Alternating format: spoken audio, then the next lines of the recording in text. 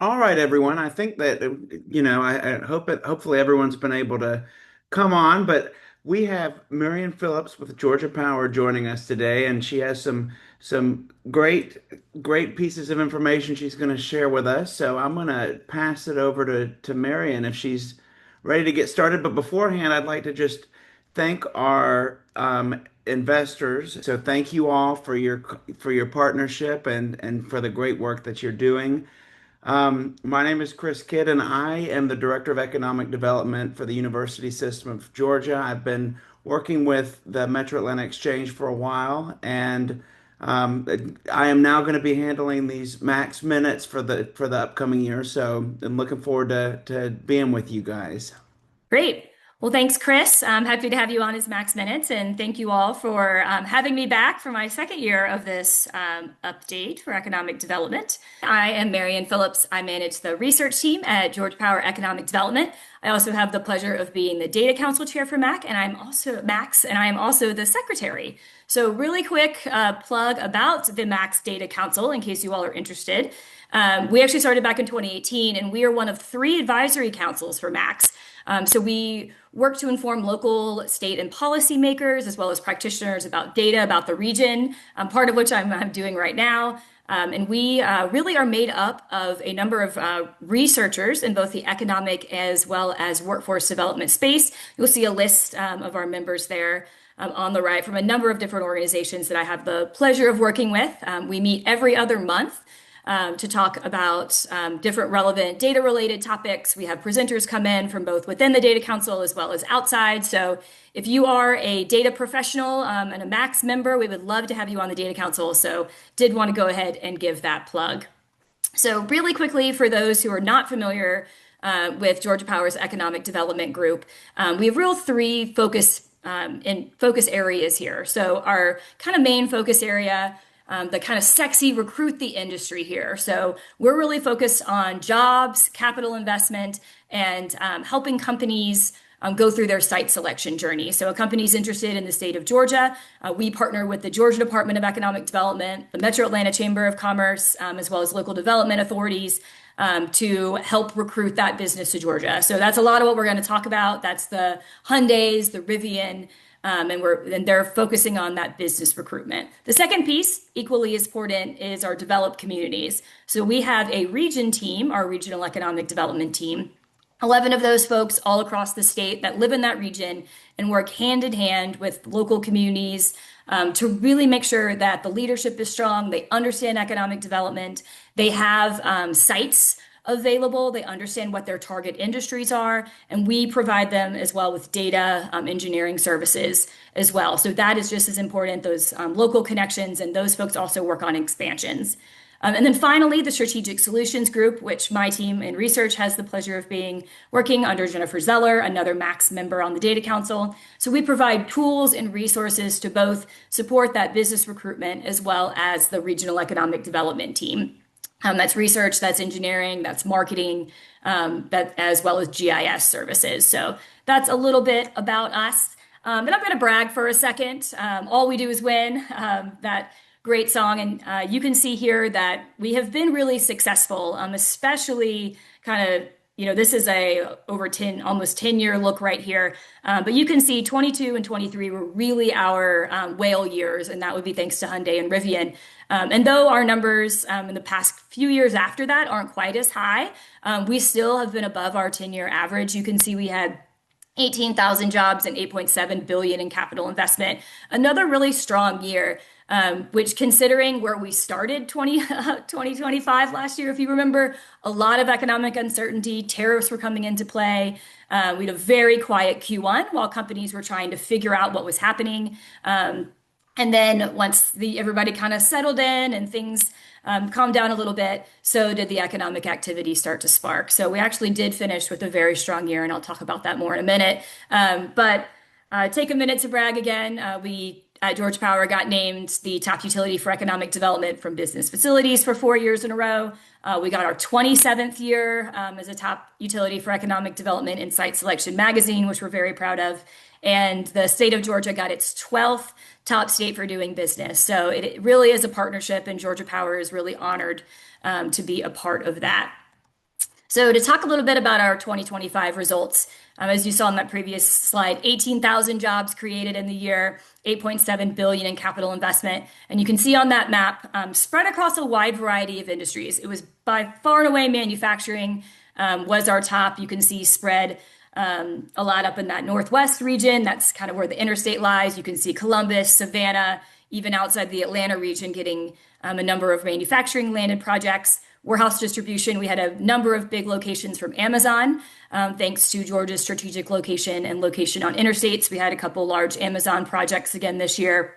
And then shared services, that's TriNet. They are a HR payroll company that it had a pretty big office, almost 900 employees in Atlanta.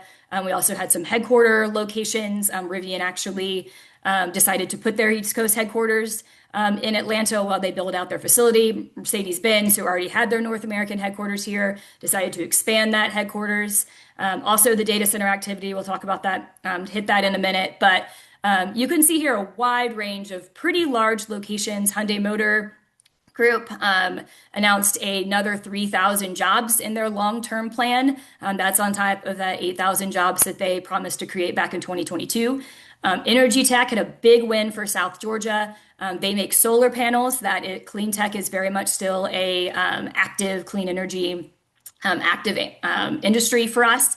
And you can kind of see down the list. One thing that was exciting was we saw R&D actually come.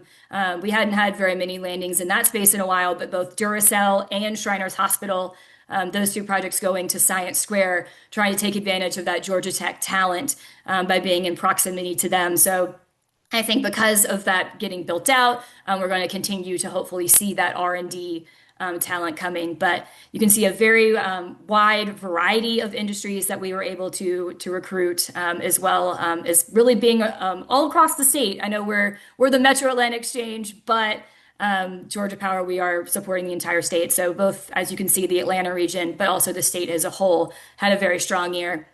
And thinking about the future, we again have a very strong pipeline, not as big as last year, but we also did some cleaning up, so that's part of it.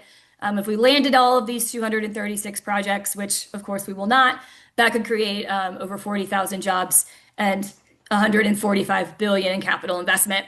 So we dig into the industries of our pipeline. As you can see, very manufacturing heavy. Over half of our pipeline is manufacturing projects. Data center is almost 20% of that, of course. But again, the office market. And that was something that was really exciting for us. 2024 really saw the resurgence of the office market. As you all know, COVID hit the office market very hard. And then it really kind of stayed dormant while companies tried to figure out what they were going to do in terms of coming back to the office. Most of us are back in the office now, at least 3 days a week, if not more now. So the office market has really started to come back strong, which is really good for Atlanta because honestly, before COVID, that's what our bread and butter used to be, those technology centers, headquarter locations, and that kind of fell for the wayside. But we're really glad to see that back and a big part of our pipeline as well.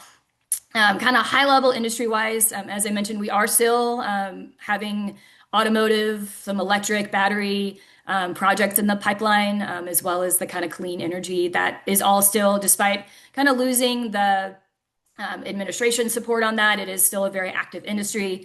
Data centers can't get away from that. I'll talk about that again in a minute. But we are still, of course, a very successful place and ideal location for data centers.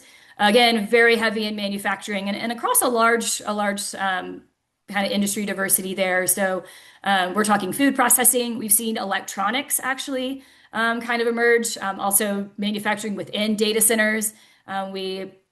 Chemical and plastics and some of those suppliers to other industries like automotive are also very active right now.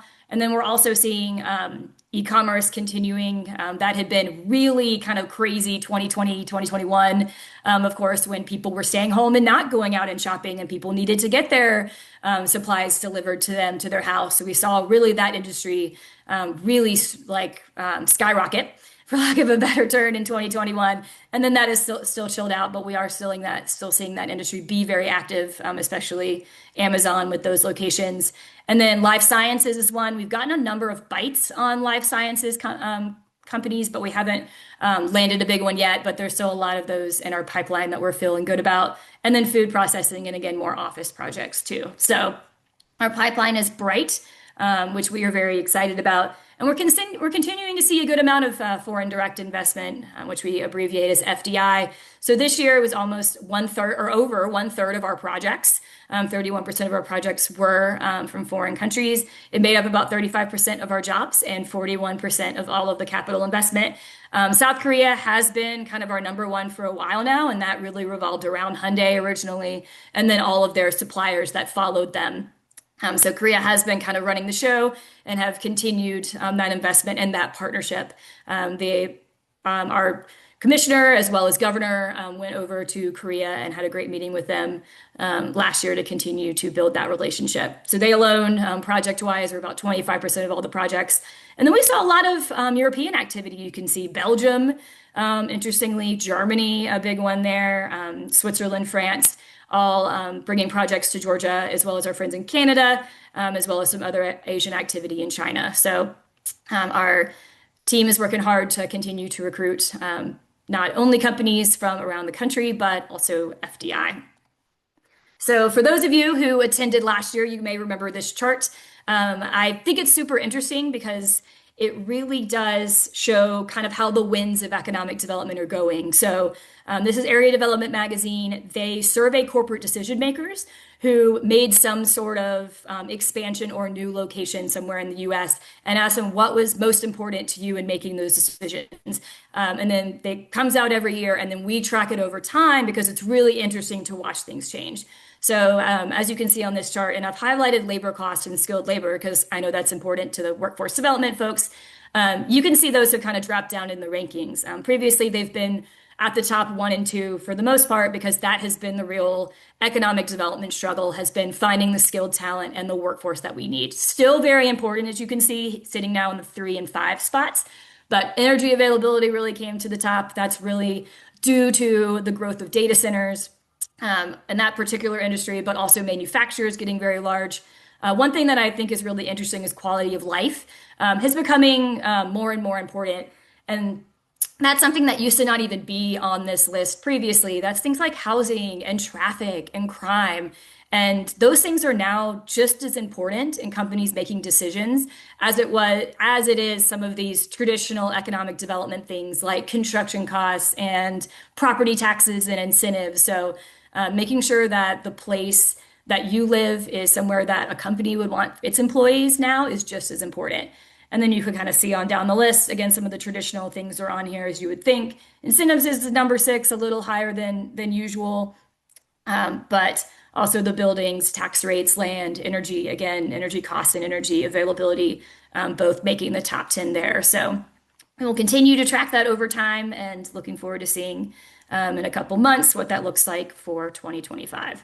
So this is the only time I'm going to talk about data centers. I know I can't get away from talking about it as someone who works for the power company, but I did want to give some kind of quick thoughts about data centers because there has been a lot in the media recently about data centers, and shockingly, you can't believe everything that you hear. And kind of the biggest thing I want to clear up very quickly is that data centers do not cause rates to increase. Georgia Power's rates have increased, but it had nothing to do with data centers. It was actually before data centers. It had to do with the finishing of our plants, Plant Vogel, units 3 and 4. We did put that into our rates. It has to do with the time frame that we are on. Every 3 years, we go to the Public Service Commission and raise rates to accommodate all of the different work we're doing. It just was kind of bad timing that everything hit at the same time. And it also was the same time that the data center growth was really happening a lot in Georgia. There is no correlation there. Data centers actually do the opposite in terms of providing us with a stable rate so that we don't have to pass those on to our customers. And so just to give a little company speak here, as I need to, base rates are actually frozen for the next 3 years. We decided to forego our usual rate case, so those will be set. And for any of those who are at the exit issues that the Georgia Chamber did just last week, our CEO, Kim Green, announced that she is going to request a rate decrease later this year from the Public Service Commission. So if that goes through, you will actually see a rate decrease coming. And I did want to let you know that we are being responsible about these data centers. We actually put new regs and rules in place earlier mid last year, I would say, where we basically require that they pay their own way so that all the grid investment that we're having to do isn't going to come back and hit our residential customers. So we've asked for longer term contracts. We have credit and performance commissions. We actually make them have a minimum bill. They actually have to pay us some money up front to even get into the process. And there's some serious contract termination provisions. So if we build out all this infrastructure and they don't come, they will have to pay us back. So we are doing our part to make sure that data centers aren't going to be driving up your rates. But there are some pros to data centers that you don't necessarily hear. They pay a lot in property tax revenue. That is a really big thing. We don't offer them any incentives on that. On places where sometimes they do, they say no. They want to pay that tax revenue, and that provides jobs for teachers, for police officers. That improves the roads. A lot of positive things there. They're actually great community partners as well. Amazon is actually a sponsor of the Leadership Max program. They want to do things like that. With them, they also usually bring fiber as well as increased reliability. So that's better connectivity, that's better power reliability for you too. So again, data centers in the right place and places that want them can be really a really good fit for areas. So did just want to give some quick thoughts about data centers from the power company. And then we move on quickly for the rest of my presentation, where I'm really going to give you high level on the Atlanta metro area, kind of understanding where our economy is right now, what its strengths are, and as well as some projections for you. So when I talk about the Atlanta MSA, I'm talking about the metropolitan statistical area, which is the 29 counties that make up this Atlanta MSA. It's a census designation based on commute patterns. So census looks at where people work, and if the majority of the people in the specific county work in the major city, which in our case is Atlanta, then they are considered in the metro area. So that's what I'm going to be talking about when I say the Atlanta MSA or the Atlanta metro area. So it's 29 county region. So we are currently the 8th largest metro area by population. In 24, we jumped up to 6 there for a minute, but now down to number 8. And in 2025, we had over 3 million jobs, which is pretty huge. When we project out in the next 5 years, we're projected to gain another 176,000 jobs. When we rank that compared to other metro areas, that puts us in the top 5 in the future, which is really exciting to see. So did want to talk briefly too about some population characteristics. Lightcast is our source for this information. We're about pretty even in millennials. I feel like when I as a millennial, people wouldn't stop talking about millennials, especially pretty early in my career about 10 years ago when I started at Georgia Power. And now, luckily, people are starting to talk about that lower generation now that we're starting to get a little bit older. But we're pretty much right in the middle of the millennials, which makes sense. We have a younger population than the national average. You can see we're not at this point worried about having our population age out like other parts of the state and other parts of the country, which is good to see. We are a more diverse metro area than some of the other in the USA, which we know and I think is a strength of ours. We're right in the middle in terms of the veterans. I think in other parts of the state, you're going to see this number be a little bit higher because of our military bases and the number of folks that we can get to stay and join our workforce. One thing I want to know, I feel like crime is a topic that you hear a lot, but a lot of it has been improving significantly. Violent crime, as you can see, compared to the US, we're actually lower than that. We're kind of right in the middle of property crime. But that's something that's a little bit of another kind of misconception, I would say, about the Atlanta area, that crime is high, when in fact, it's very much, in this case, you can see even below the national average and gotten a lot better, especially since COVID. So to talk a little bit about our largest employers and about our industries here, found this from our partners at the Metro Atlanta Chamber. Also, data council members, which I appreciate, and longtime members of Max. So you can see here, Delta, our number one largest employer. That probably isn't a surprise to anyone. And then you'll see a lot of healthcare. That's going to be a theme throughout this presentation. Healthcare is a major industry in the Atlanta metro area, and it's only going to continue to grow. Northside Hospital, Piedmont Healthcare, Wellstar, all hitting in that top 5. Publix, Though headquartered in Florida, of course, has a major presence, probably our predominant grocery store, I would say. We've got our Fortune 500s making this list, the Home Depot, UPS, as well as UPS Supply Chain Solutions coming up on the list. Education, another huge part and a big strength in economic development. Emory, Georgia Tech, some of the largest employers as well.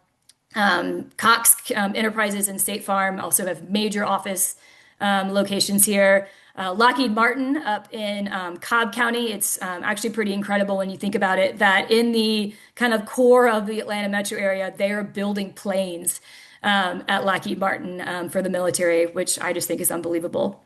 So a very wide variety of industries here. And when you dig into those, and this is really a strength for the metro area, is our diversification of industries. We are not reliant on any one particular industry because that's really how economies fail is when all of their eggs are in one basket and you take out one of the three legs or the whole thing and the entire economy crumbles. That's what we saw with Detroit previously. That's what you saw kind of previously when manufacturing really took out areas of the Rust Belt. For us, you can see we have such a diverse economy that even when even when COVID hit and we lost some of that, those different industries that kind of went down as a part of that, we were able to still have a strong economy because we have a pretty diverse industry mix with healthcare, government, retail, food services, also the technical services there, transportation and warehousing, manufacturing, finance, wholesale trade. Pretty much all of these are the good for us. And that really bodes well for if we go into a recession. We're not projected to. I know that I feel like economists have been saying that for the last 5 years. Maybe we'll go into a recession, maybe we won't. From what I can tell and from what I hear from actual economists, we are not. But even if we were to, Atlanta is in a good place to be able to weather that storm because we are not reliant on one specific industry. Our largest industry in terms of projected growth is, again, healthcare. Not surprisingly, the hospitals, offices of physicians. Insurance kind of comes to the top. Again, I think that's a lot thanks to State Farm and their major presence here. Warehousing as well, projected to grow. People are going to continue to want to have things delivered to them, as well as that office is projected to grow, which again is a really good for the Metro Atlanta area. And that's, continuing to see that industry come back is a very good thing for us. So again, diverse industries, great for the metro area. If we switch over to looking at occupations and what's projected to grow in the next 5 years here, and these are the ones, it's sorted now by kind of number of jobs that are there. And again, in a wide variety of industry. Again, the story here is healthcare. Healthcare is the real need for those of you all in the workforce development space. That probably is not a surprise to you. Home health and personal care aides is a big one, despite kind of what we saw earlier, where we were talking about how we have a little bit younger of a population. We do still have a number of people who are getting old and who are retiring and who are going to need that home health support as they age. And that's what those folks are for. And that is a very important job where there is a lot of demand. And you're going to see that across a national perspective. Registered nurse is another one. There's been a nursing shortage for a long time, and that's only going to continue. And then you're going to see some of the retail folks. Stock and order fillers, another one, supporting the warehouse distribution industry. Insurance, again, truck drivers, another one that comes to the top kind of on a national level. Software developers still very much in need, not as much as in kind of previous years when we really were recruiting a lot of technology companies, but still in demand, especially in Atlanta. And then you could see on kind of down the list there again. A lot of need for a wide variety of healthcare professionals, all the way from kind of the highest when you look at thinking about nurse practitioners to medical assistants, kind of on the lower end of that wage scale there you can see. So a wide variety of industries projected to grow, occupations projected to grow in a variety of industries, kind of with a wide range of earnings as well. And one note to make, I'm sure this question has already been dropped in the chat. Yes, we will be sharing this presentation. So I will definitely do that, and that'll be posted for you all to have. So no need to worry about that. So for my last piece, I want to talk a little bit about job postings and that kind of demand. I've shown you already like what industries are there. So now let's talk about what do the industries actually need? And that's really digging into this job posting data. So Lightcast, again, our source from this, and job posting data is really interesting because we kind of learned the hard way during COVID that it was hard to get real-time data about what was actually happening out there. Government data is fantastic, but there is a lag with it. And as we know, if the government happens to shut down, that data gets even delayed further. But job posting data was telling us in real time what was happening, who wasn't hiring, and then how like when the things started to open up in the second half of 2020 and companies started hiring again, we were seeing in real time what industries were coming back, what companies were starting to hire, and it was really interesting to track. So I find job posting analysis really the closest that you can get in terms of having real time data about what's happening in the industries in the Atlanta metro area. So again, that is the geography that we're looking at. In 2025, there were almost or nearly 870,000, more than 870,000 unique job postings. 30 almost 36,000 employers competing for those, and the median posting duration is about 24 days, which is pretty good. Honestly, from looking at this data over the years, anything under 30 is good as well. So you can see who in the past year were those top hiring. Should not be a surprise at all if you've been listening during this presentation. It is our friends in healthcare. All of those were those largest employers, and they have been trying their hardest to find people, and they're making up the majority of this list, which again, not surprising.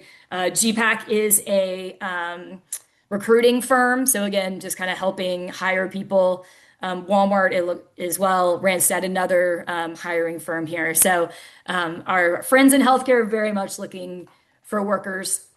And I thought you all would find these next two slides particularly interesting because this is your everyday job, trying to make sure that you are matching the skills with the needs. So part of what Lightcast does is tells you what are the top qualifications that people need for their jobs. And I thought this was really interesting because it is a mix of healthcare. Again, not surprisingly, a lot of this is healthcare, but just having a valid driver's license is really important and something that is you would think would be very basic, but again, a lot of jobs need this. And then again, not surprisingly, basic life support, being a registered nurse, even CPR training, a lot of the certifications very healthcare related, which of course goes with exactly with what we have shown through that. Of course, those qualifications are related to that.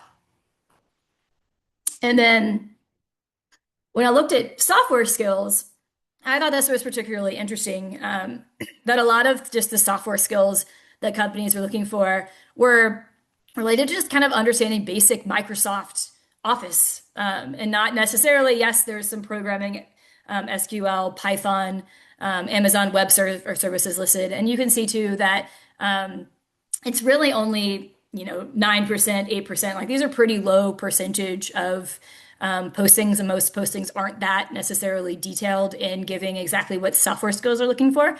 And you can also see that they have estimated, Lightcast has, is this skill going to continue to grow? And you can see everything in green. And then as well as how they're kind of saying like, oh, how is it relative to the market? Is it growing? Is it rapidly going? Is it stable? So you can see here that just it's kind of what I would consider basic office skills, Microsoft Office, Excel, PowerPoint, Outlook. Those are all kind of in that top four. Word a little bit further down there, which is really interesting and also kind of good to know that if you were, you as a workforce development, just teaching kind of those basic computer skills and basic Microsoft skills is really going to go a long way in meeting the needs of local employers.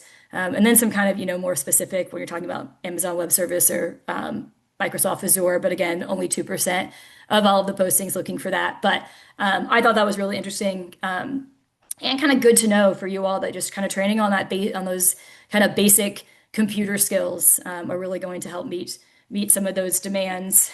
So I think that's my last slide. Yes, it is. Thank you again for allowing me to take some time to talk about what's going on in economic development, as well as kind of what our local economy looks like from a data perspective. So with that, I am going to stop sharing and take questions from Chris as well as the audience. Yes, thank you, Marion. So I had a couple questions sent over to me during your presentation. And so the first one that I have is what specific unique factors in Georgia's economy make us more resilient than the rest of the country in 2026? What are you guys tracking there? Yeah. Um, I think the main one is kind of the one I also hit in the presentation is really our diverse industry. Um, base is going to keep us to be particularly resilient. We again are not reliant on any specific industry. We have the government still very much, as having the capital big industry for us. Healthcare, as you all saw, that is a big piece of Atlanta's economy. That's only going to continue to grow. We have seen success again in manufacturing, even in the metro area. Um, yeah, that's kind of the number one thing that I see. But I mean, we have just a lot of inherent assets to Atlanta that are not going to change either, that are going to continue to make us resilient. We always are going to continue to be a distribution hub because of our strategic location on the interstate. The Georgia ports is unbelievable. It's continued to grow. If you ever had an opportunity to tour the port, I 100%. I did it last year for the first time, and it was very cool. Atlanta is still the busiest airport. Chicago put something out to say that we might be the busiest airport because we had the most, I want to say, like planes coming in and out, but that's not the way you really judge that. We still had the most people, which is how that ranking actually works. So do not believe that data statistic. They're using a different one.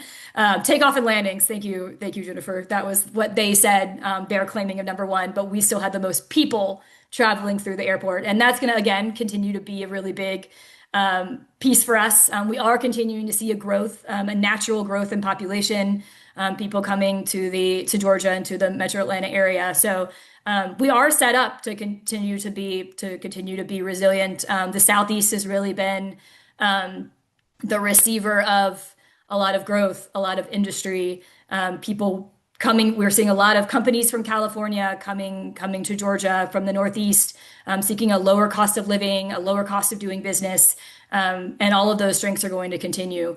So we're in a really good place for 2026.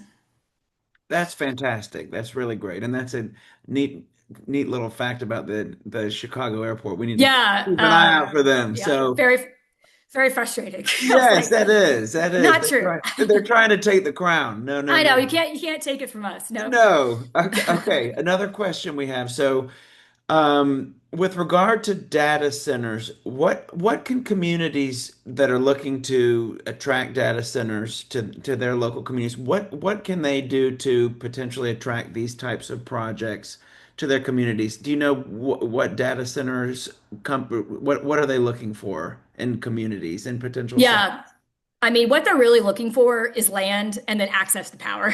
So, and making sure so what we've done is we've talked to all of the different development authorities and those folks who are really in charge of economic development, and we've asked them, do you want a data center? And they have told us, yeah, yes or no. So we are not, if they have said no, we do not want to recruit any data centers. We want to focus on manufacturing. They are not on our list, and they are not being shown to data center companies. We are respecting the wishes of what the local communities want to say. If you are interested in a data center, make sure you tell the development authority folks, yes, we are interested in a data center.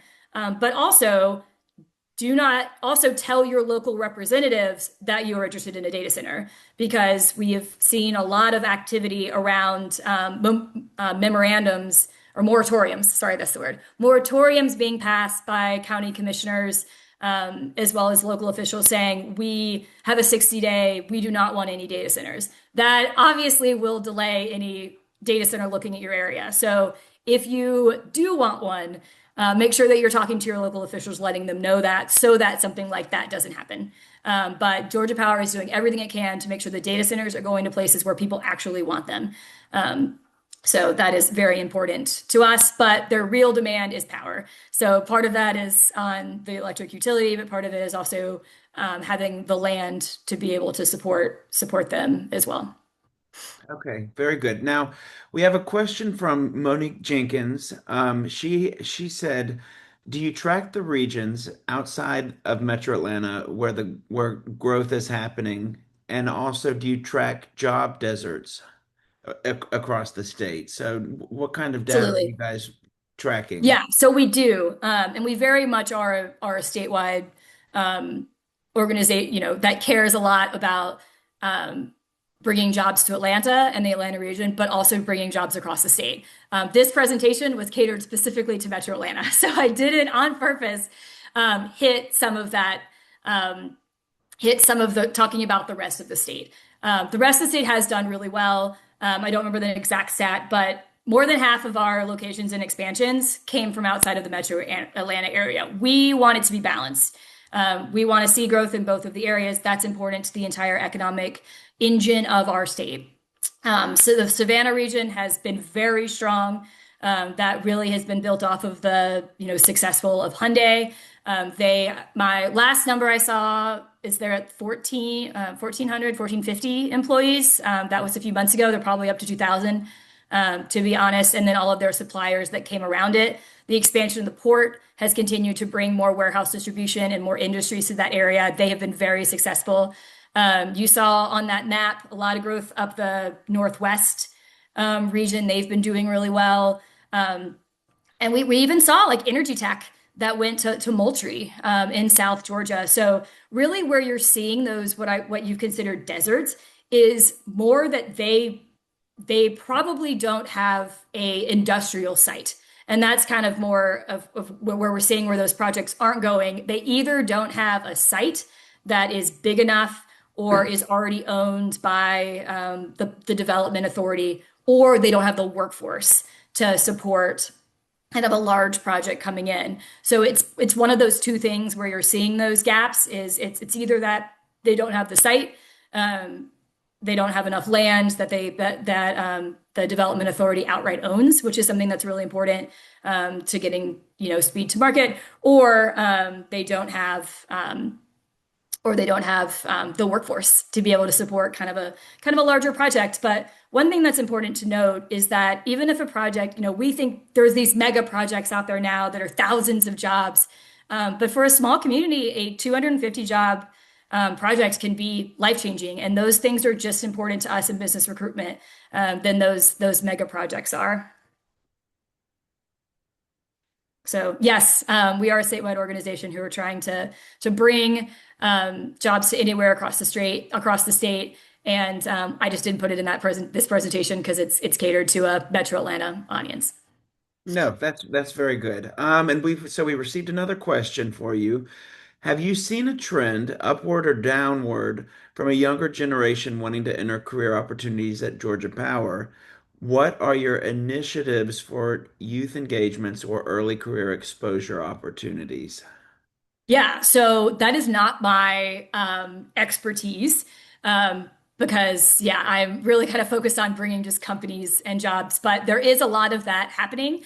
I don't, we have been hiring a lot in the last few years, especially, and I know that we have a lot of new employees, but and a lot of younger ones too. That is very important. As you can imagine, as a utility company, we have a lot of established people who have been in at Georgia Power for 30, 40, 50 years. It's one of those kind of what I would say legacy companies where we very much have people who spend their entire career at Georgia Power.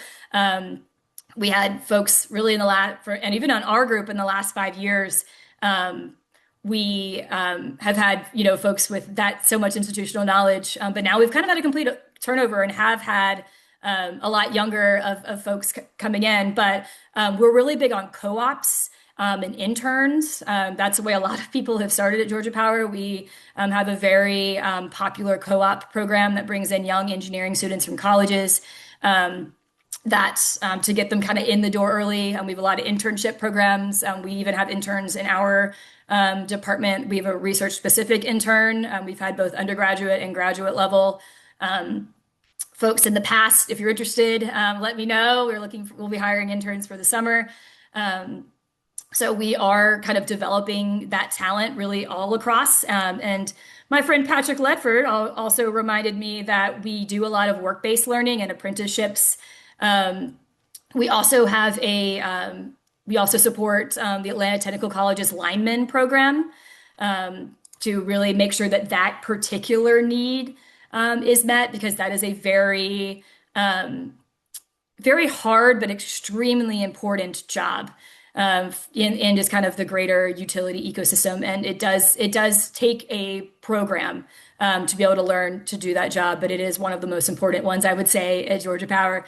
So we have worked really closely to have those types of programs set up that feed not only Georgia Power, but all of the kind of utilities as well. So we're doing a lot to grow our young workforce and kind of all across the board because it is really important, especially with a company where we have so many folks who have been there for such a long time and they're already retiring. They're going to continue to retire, and we're going to need to continue to build that workforce for ourselves the way other companies are across the state. So, really good question. Okay, another question. So, what can we as economic and workforce developers do to support some of these regions of Atlanta and of Georgia that might be lagging with business recruitment and things like that? Do you have any tips that we can take back home with us to help support our neighbors? Yeah, and that's great. That is exactly what I want to hear. And I would say getting involved in your local community is kind of the best way to do that. Joining your chamber of commerce, that's huge. Really understanding and talking and being involved in those conversations because those are the folks that are really trying, they're working directly with, they are made up of businesses and being a part of that group that is listening, talking to your local officials, running for office. Is another big one. If there is something that you don't like or you want that you're really passionate about in your local community, run for office. Join the board of commissioners. Become the mayor of your those types of things. Really, like that's the best way to make on the ground change is to like be involved in the government and really think about what you would like to see in your community and get involved. Even, not just with the local government, the Chamber of Commerce is another great place. Other local organizations that care and work to support the industry. So there's a lot of ways that kind of joining organizations that are trying to move the needle on different things in the community could go a long way in that kind of making sure that you're wanting your community to be the best that it can be. And I would also say one thing that's really important too, and we've if is be the advocate for your community. Don't be constantly saying negative things about your community. Say positive things because you never know who's listening. We've had companies who will just who are looking at an area of Georgia who will just stop and they're eating at the local restaurant and they'll ask the folks at the counter of the restaurant like, hey, like, do you like living here? And when the answer is no, this place is terrible. Like we don't, if somebody's very negative of the place, someone people heard that and they're like, oh, do we really want to locate here if the locals like hate their hate the place that they're locating. So you never know who's listening, for one. But I think that being positive about your community actually goes a long way because you do never know who's listening to that. And working to actually do something about the issues that you care about rather than just complaining about them. That's very good. Well, I think so. You'd mentioned, running for office and getting, being the change that you want to see. Speaking Right. of folks in office, I know that you specialize in economic development things, but is there anything that you guys are tracking with regard to this legislative session that y'all are closely looking at, or is there anything that we need to keep an eye out for there? Yeah, that is, there is a lot that we are tracking. I think after this call, there might even be we have monthly, or I don't know if they're weekly or monthly, like legislative calls to keep us updated on what's going on that's relevant to us. There's a lot that's relevant to us. Obviously, anything data center related is very relevant to us. On that, again, very much aligned with the state and the Georgia Department of Economic Development and the governor who has said that data centers are good for Georgia and good for growth. And so that's our stance on it. But yeah, be that There are plenty of things that we're tracking, but again, not my, unfortunately, area of expertise, other than kind of tracking what's happening related to incentives and related to data centers. We do Okay. have an entire, very impressive, dedicated team that is all on that, on top of it. But yeah, if you ask me in probably like a month, I might know more once the session gets up and going. But at this point, I do not know, but plenty of things. Okay, very good. Well, thank you so much for all that you do for economic development in the state and just for all of your partnership with Max. So really appreciate it. Thanks, y'all. Appreciate the time and having me back again. It's always a pleasure to speak to this group and continue to support Max. As you can tell, I am very much involved as the data council chair, but also the as also the secretary now. So please join Max if you're not already a member. And also do want to make a plug. The weather this weekend, no matter kind of where you are in the state, please be careful and stay safe and stay warm. So